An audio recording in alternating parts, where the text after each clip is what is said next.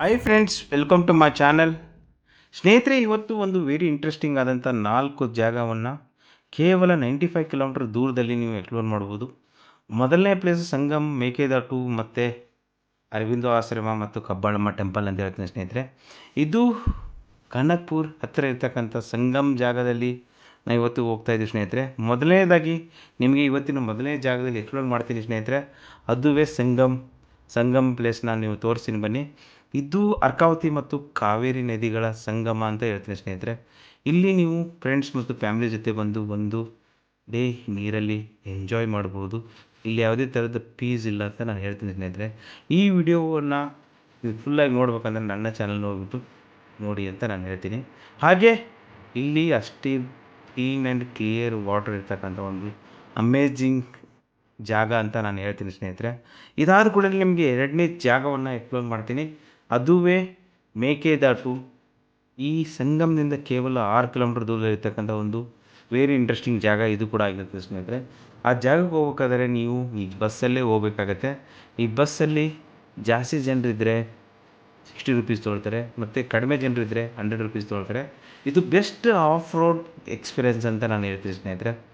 ಬಸ್ಸಲ್ಲಿ ಕರ್ಕೊಂಡೋಗ್ತಾರೆ ಈ ಕಾವೇರಿ ನದಿ ದಡದಲ್ಲಿ. ಅದುವೇ ಈಗ ನೋಡ್ತಾ ಇರೋದು ನೀವು ಬಂದ್ಬಿಟ್ಟು ಮೇಕೆದಾಟಿಗೆ ಹೋಗ್ತಾ ಇದ್ದೀವಿ. ಮೇಕೆದಾಟು ಒಂದು ವೆರಿ ಇಂಟ್ರೆಸ್ಟಿಂಗ್ ಜಾಗ ಅಂತ ಹೇಳ್ತೀನಿ ಸ್ನೇಹಿತರೆ. ಈ ಜಾಗದಲ್ಲಿ ಕರ್ನಾಟಕ ಸರ್ಕಾರ ಒಂದು ನೀರಿನ ಡ್ಯಾಮ್ ಕಟ್ಟಬೇಕಂತ ಒಂದು ಆಲೋಚನೆ ಮಾಡ್ತಾ ಇದೆ.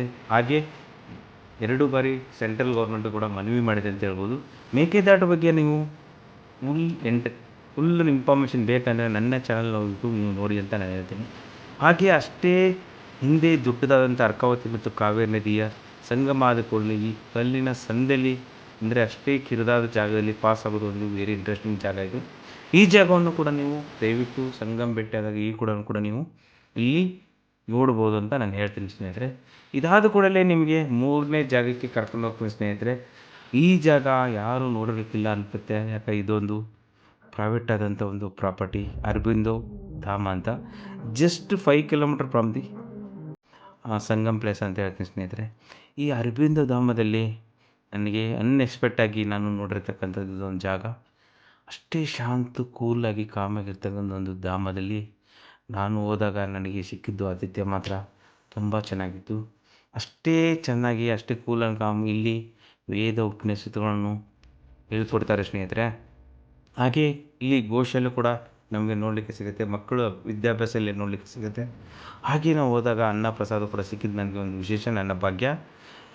ಹಾಗೆ ನಾವು ಇನ್ನೂ ಮುಂದೆ ಹೋದಾಗ ಕಾವೇರಿ ನದಿ ತೀರದಲ್ಲಿ ಕೂಡ ನಮಗೆ ವೆರಿ ಇಂಟ್ರೆಸ್ಟಿಂಗ್ ಆದಂಥ ಒಂದು ಪ್ಲೇಸ್ ನೋಡಲಿಕ್ಕೆ ಸಿಕ್ಕಿದ್ದು. ಅದುವೇ ಕಾವೇರಿ ನದಿ ತೀರದಲ್ಲಿ ನಾನು ನಿಮ್ಮೆಲ್ಲರಿಗೂ ತೋರಿಸ್ತಾ ಇದ್ದೀನಿ ಸ್ನೇಹಿತರೆ. ಇದೇನು ನೋಡ್ತಾ ಇದ್ದೀವಿ ಇವಾಗ 3 ಜಾಗವನ್ನು ಈ ಕಾವೇರಿ ನದಿ ತೀರದಲ್ಲಿ ಇರೋದು ನಮ್ಮ ಪುಣ್ಯ ಅಂತ ಹೇಳ್ಬೋದು. ಹಾಗೆ ಮುಂದೆ ತೋರಿಸ್ತೀನಿ ಬನ್ನಿ ಕಬ್ಬಾಳಮ್ಮ ಟೆಂಪಲ್. ಇದು just 33 kilometre from the Sangam ಅಂತ ಹೇಳ್ತೀನಿ ಸ್ನೇಹಿತರೆ. ನೋಡ್ತಾ ಇದ್ದಾರಲ್ಲ ಆ ಬೆಟ್ಟ ಮುಂದುಗಡೆ, ಆ ಬೆಟ್ಟವೇ ಈ ಅಮ್ಮನವರ ದೇವಸ್ಥಾನದ ಹಿಂದುಗಡೆ ಇರ್ತಕ್ಕಂಥದ್ದು.